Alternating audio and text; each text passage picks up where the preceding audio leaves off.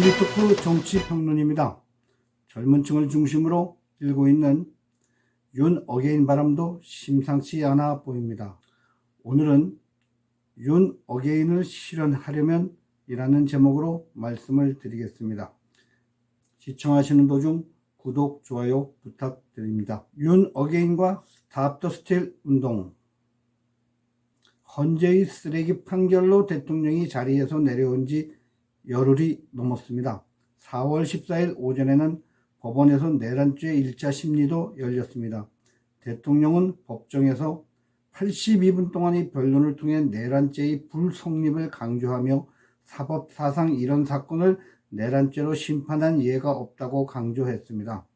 이 나라 사법부에는 이런 상식이 잘 통하지 않나 봅니다. 이재명 관련 재판과 비교하면 기가 막힐 뿐입니다.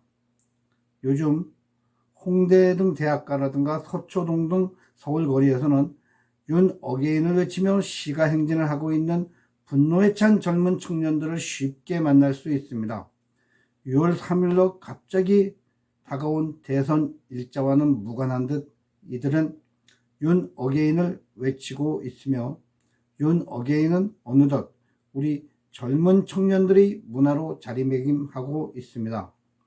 문화는 좌파의 전유물이라는 사고에서 벗어나고 있습니다. 거리의 시가행진도 약간은 문화축제의 양상까지 보이며 시민들에게 활력을 주고 있습니다. 유난히 공정을 중요시하는 2030 세대에게는 윤 어게인이 제시하는 가치가 그들과 딱 들어맞는 것 같습니다. 윤 대통령의 계몽령 선포 이후 거리에서는 스탑 더 스틸 부정선거 퇴치를 요구하는 구호가 대세를 이루었습니다. 지속 언론이나 정당들이 애써 외면하고 있던 부정선거 이슈가 대통령의 호소를 통해 국민들에게 알려지기 시작한 것입니다. 그러나 부정선거 이슈가 급속히 국민들에게 퍼지는 것에 제동을 건 세력은 소위 종북 카르텔로 널리 알려진 더불어민주당과 선관위, 헌재 등입니다. 이들 반국가 세력들은 우리 사회에 이미 깊숙이 자리 잡고 있는 검은 카르텔을 통해 신속히 대통령을 파면시키고 종래의 시스템으로 대선을 치러야 자신들이 권력 탈취가 가능하다는 것을 잘 알고 있었습니다. 그 일환으로 헌재는 대통령이 탄핵 심리에서 요구한 선관위에 대한 표본조사조차 일축하고 감사원이 선관위 감사는 위헌이라는 어처구니 없는 판결마저 내린 바 있습니다.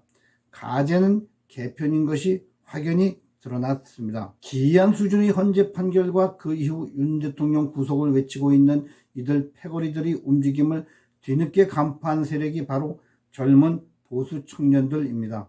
이들은 누구나 쉽게 외칠 수 있는 윤 어게인을 구호로 만들어 모든 집회에서 활용하기 시작했습니다. 윤 어게인은 윤석열을 다시 정치 일선에 등장시키고자 함이 아닐 것입니다. 윤 대통령은 관저에서 사과로 귀가하는 길에 다 이기고 돌아온 거니까 어차피 5년 하나 3년 하나 라며 의중을 내비쳤습니다. 윤 어게인은 윤 대통령의 이념과 정신을 이어받아 대한민국을 종북 주사파의 손아귀에서 벗어나게 하려는 시민운동인 것입니다. 즉 반국가 세력으로부터 자유민주 체제를 수호해서 대한민국의 정체성을 지키려는 것입니다. 윤 대통령은 계엄 당시 담화문에서 우리 국회는 범죄자 집단이 소굴이 되었고 입법 독재를 통해 국가의 사법행정 시스템을 마비시키고 자유민주 체제의 전복을 기도하고 있다고 주장했습니다. 과거 정당 해산된 통진당 세력이 더불어민주당을 숙주삼아 범야권 통합이라는 명분으로 22대 국회에 진출한 것을 경계하는 발언입니다. 또 선관위 서버의 해킹 우려 등 선거관리 부실을 해소하기 위해 선관위에 계엄군을 투입했다는 주장도 했습니다. 즉 선관위에 대한 일정 부분 조사가 필요함을 알리기 위함이었다는 것이지요. 각종 부정부패와 선거부정 의혹을 받는 선관위는 종북 카르텔과 사법부의 비호로 견제를 받지 않는 철옹성으로 변했습니다. 선거는 국민의 뜻대로 하되 결과는 가족회사 선관위 마음대로인 것입니다. 수많은 국민들이 최소한 사전투표라도 없애고 개표를 수개표로 하자고 요구해도 마이 동풍입니다.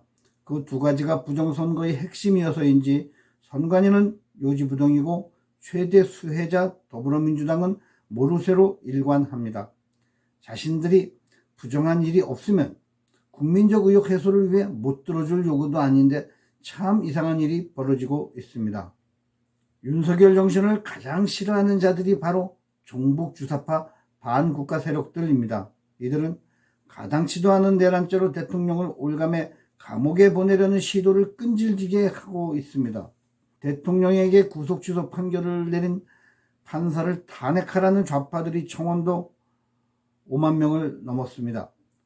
검찰에서 재판을 주도하는 자는 한동훈과 가깝다고 알려진 박세현 서울고검장입니다. 그 팀에 반윤 검사들이 모여있다는 설도 있습니다.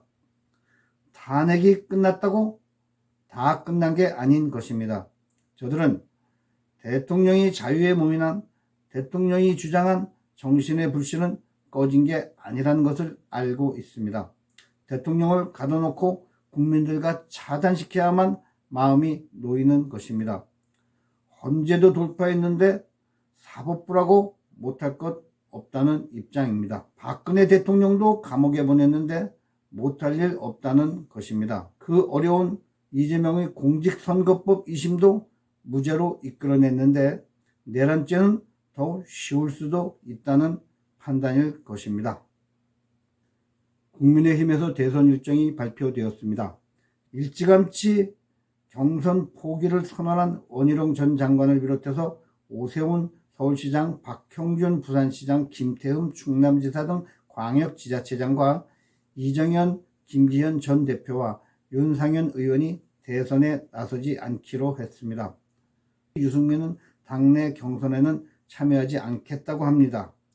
그러더니 탈당해서 제3지대 당을 만들어 출마한답니다. 참 병이네요. 분열의 아이콘. 전혀 신경 쓸 일도 아닙니다. 반면 홍준표 대구시장과 김문수 전 장관, 이철우 경북지사, 나경원 의원은 출마를 공식화했습니다. 간철수는 이번에도 또 나온다고 합니다. 어느 쪽에 붙어야 이득을 볼 수 있을지 간을 보겠지요. 이번 탄핵의 1등 공신으로 명망을 높인 전 대표 한동훈도 후보로 나서고 있습니다. 무소속 출마를 선언한 황교안 부망대 대표와 잠정적 후보로 한덕수 권한대행도 거론됩니다. 여러 후보군 중에서 누구를 대선 후보로 선택할 것이냐의 문제는 그리 어렵지 않을 것입니다. 후보군 중에서 우선적으로 젊은 층과 많은 국민들이 바라는 윤 어게인을 계승할 후보를 선택하면 되겠지요. 이는 결국 대통령의 계엄에 찬성하고 탄핵 반대 인사를 고르면 명확할 것입니다.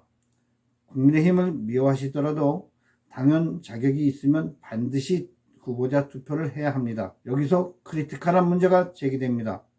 배신자 문제와 부정선거를 어떻게 막을 것인가입니다. 배신자 문제는 경선 과정에서 국민과 당원의 선택으로 정리되어야 합니다. 배신자를 경멸하고 싫어하는 자유파 국민들의 생리상 부정만 없다면 큰 무리 없이 교통정리가 될 것으로 봅니다. 당연히 유승민이나 안철수 같이 매번 대선 때마다 등장해서 분탕질과 지분 챙기려는 자들은 자연 도태되도록 하면 될 것입니다. 경선 후의 후보 단일화도 과제입니다. 국내힘 경선이 끝난 후 경선에 참여하지 않은 유력 후보와의 단일화도 중요할 것입니다. 경선에 참여한 후보로서는 억울할 수도 있습니다. 3번의 고비를 넘어 후보로 되었는데 단일화라니. 윤 대통령도 대선 직전 안철수와의 단일화를 이룬 적이 있었습니다. 공정한 룰로 경쟁해서 합치는 단일화는 매우 중요합니다. 선거 막판의 시너지 효과를 거둘 수 있습니다. 우파끼리 다투고 분열하면 대선은 필패입니다. 가짜 우파는 당연히 좌파로 보내야 하지만 말입니다. 역으로 좌파끼리 분열은 또 장려해야 되겠지요. 여기에 한덕수 권한대행 변수가 있는 것입니다.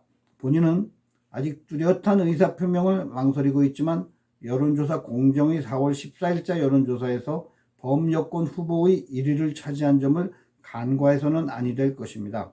통합의 기준을 윤 어게인을 함께 구현할 수 있는 동지인가에 두면 별 무리가 없을 것입니다. 매번 통합 시마다 제기되는 통합의 기준도 대의만 같다면 서로 양보 못할 일도 없을 것입니다. 프랑스의 마크롱 대통령처럼 국민 후보로 통합하는 방안도 있을 것입니다. 바로 이런 것이 윤 어게인일 것입니다. 한독수 대행을 지지하는 국민의힘 의원이 54명으로 전체 의원의 절반에 달한다는 발표도 있었습니다. 한동훈 지지의원도 18명이라는 보도도 있었지요. 직전 총선에서 공천권을 휘두르고 당대표까지 지낸 경력에 비해 지지세가 초라한 모습입니다. 그러나 이재명을 이길 수 있다면 모든 가능성을 열어놓아야 합니다. 통합할 필요 없다는 국민의힘이 오만함으로 2022년 지방선거에서 김동연에게 경기지사를 내주었던 것을 절대 잊어서는 안 될 것입니다. 다음은 이재명을 누를 수 있는 후보라야 합니다.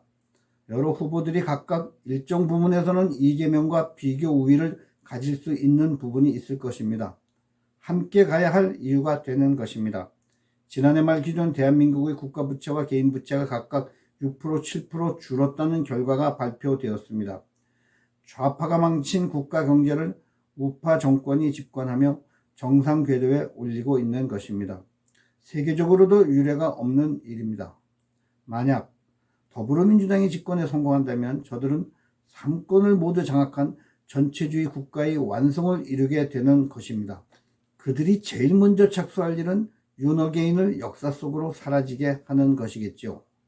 그러기 위해서는 말도 안 되는 내란죄 제목으로 윤 대통령을 감옥에 일단 가둬놓고 이재명의 말처럼 몰래 하는 정치 보복이 노골적으로 행해질 것입니다. 다음 단계는 불안한 국민을 달래기 위해 빚내서 푼돈 나눠주고 주요 산업 국유화 등을 자행할 것입니다. 국가는 다시 경쟁력을 잃고 빚더미에 앉게 됩니다. 어떤 나라로 변모할지 결과가 바로 그려집니다. 문재인 때에 이어 두 번째로 경험해보는 나라가 될 것입니다. 이재명은 이렇게 말합니다. 살면서 어떤 보복도 행한 적이 없다고. 그런데 그 말이 항상 보복해왔다고 들리는 건 왜 그럴까요? 이재명은 이렇게 말합니다. 진짜 대한민국을 만들겠다고. 그럼 우리가 사는 이 대한민국은 가짜 대한민국이란 말입니까? 그들이 말하는 진짜 대한민국은 어떤 나라일까요? 상상하기 어렵지 않습니다. 종중 종북을 기반으로 하는 그들이 상상력 속에 자리 잡고 있는 롤 모델이 어떤 나라일지 뻔합니다. 가까이는 홍콩의 변해버린 생기를 잃은 모습을 연상하면 됩니다. 이재명은 이렇게 말합니다. 자신들이 집권하면 정부 주도 성장 경제를 추진하겠다고 합니다. 폭망한 공산당의 경제 정책을 철이 지나서 도입하겠다는 겁니다. 586의 지적 수준에 머물러 있는 그들에게 나라를 맡길 수는 없습니다. 문재인의 소주성 악몽이 다시 떠오릅니다. 결국 선거를 이기는 수밖에 없습니다. 그래서 억울하지만 선거가 또 중요할 수밖에 없습니다. 선거를 이기기 위한 수단 중 부정선거 문제는 난제 중의 난제입니다. 해외 언론에서는 이번 대선이 자유한국이 치르는 마지막 선거가 될 것이라는 비관적인 보도도 나오고 있습니다. 한덕수 대행은 이번 대선에 대해 이렇게 말했습니다. 공정하고 투명하게 선거 관리를 할 수 있도록 하겠다고 천명했습니다. 어찌 보면 이번 조기 대선이 가장 중요한 이슈일 수도 있습니다. 누가 후보로 나서는 것보다 선거관리 시스템을 공정하고 투명하게 만드는 것이 더욱 중요할 것입니다. 그가 대통령 권한 대행으로 할 수 있는 모든 법적 권한을 총동원해서라도 부정선거를 막아야 합니다. 한 대행이 대선에 나오는 것 못지않게 국가 공권력을 동원 부정선거를 온천 봉쇄하는 것이 중요한 것입니다. 고양이 목에 방울을 달 수 있기를 기대합니다.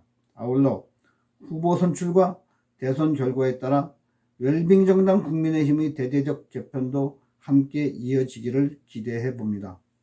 보리토크 김승재 주필이었습니다. 감사합니다.